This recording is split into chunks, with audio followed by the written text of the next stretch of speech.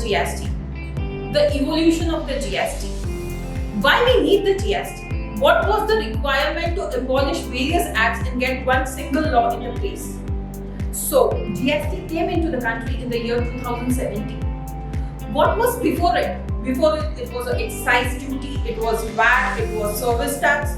Then why there was a need to, to abolish such acts and get one single act in a place? What is GST? GST is a goods and service tax. It includes the tax on the goods as well as on the services. Erstwhile, it was a VAT on goods and the service tax on the services. So there was a requirement as there was no transfer of taxes and ultimately the end price to the consumer was too high.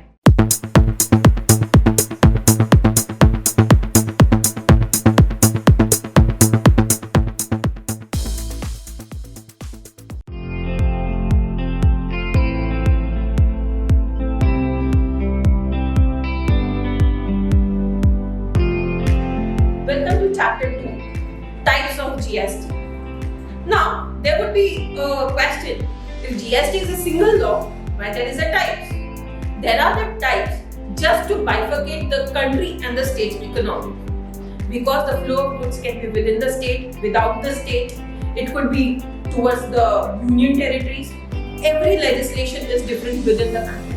So to define the economy, define the revenue of the government, there was the need for defining the multiple GST types. The first GST type is CGST. The second GST type is SGST. The third GST type is IGST. And the fourth is UGST. CGST is Central Integrated Tax. SGST is State Integrated Tax. IGST is Inter-Movement Integrated Tax. And fourth is Union Territory Integrated Tax.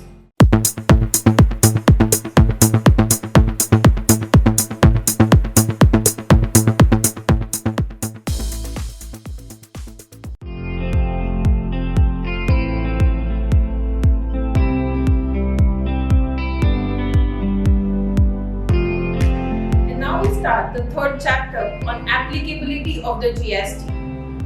Why there is a rule for the applicability of the GST? This is because GST is applicable on the movement of the goods and services. And as a business or as a layman, we understand everyone is either trading in goods or giving some of the other services.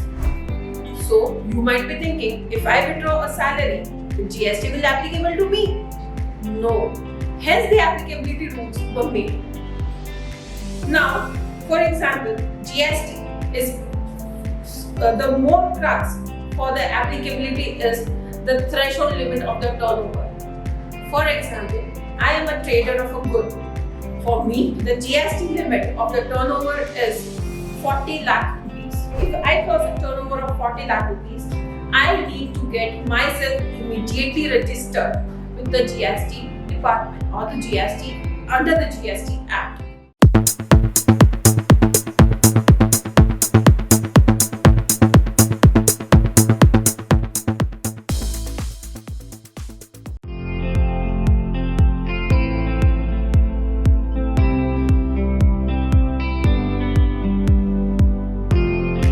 Welcome to chapter 4, rates of GST. What are rates of GST? Are not all the goods at the same rate, same balance? No. The rates are defined as per the consumption pattern, as per the income pattern of the consumer, end consumer. If I charge GST at the rate of 28% to a salt, then what? Then the ultimate cost to the final consumer gets hit.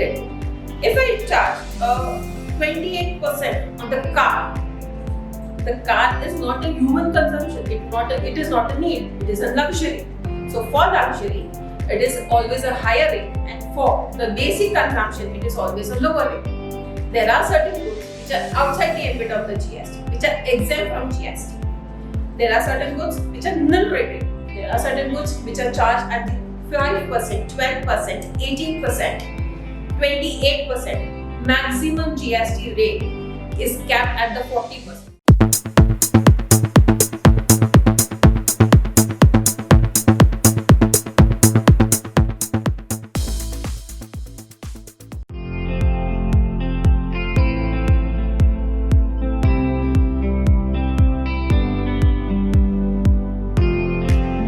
Registration under GST Act. Now, we have discussed about the applicability, we have discussed about the rate, but how will the government trace us? Through which number the government will trace us? So, there is a mandatory requirement of getting registered under the GST Act. How we will get registered under the GST Act? GST, for registering under the GST Act, we need to get registered. There is a website known as www.gst.gov.in. Under that, all the traders, business owners need to get themselves registered, and they will be allotted a specific number, that is GSTI number. It would be same like your PAN card number. It would hold your identity under the GST Act. So, how that number is allotted?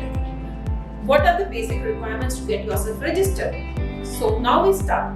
The initial requirement to get yourself registered under the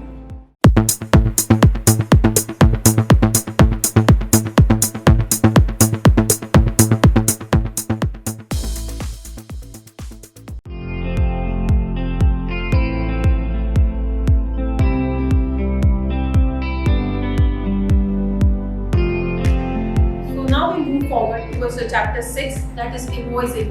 Invoicing under GST Act. That is, once you get registered under the GST Act, how will your invoice look? What will be the compulsory requirements to be mentioned under in your invoices under the Act? Why it is required to be mentioned here, or why do we need to conduct this chapter? Because anything which is mandatory requirement is missed, the invoice stands to be invalid. So, now we move towards the invoice. First and foremost in your invoice is your trade name. What is trade name? Suppose a proprietor, myself, is Miss A.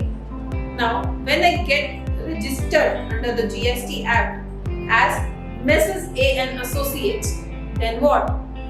In my bill, it has to be mentioned Mrs. A and Associates, as it is my trade name, my identity. Second would be the date of the invoice. Why date is important? Date is important so as to understand the liability for the month.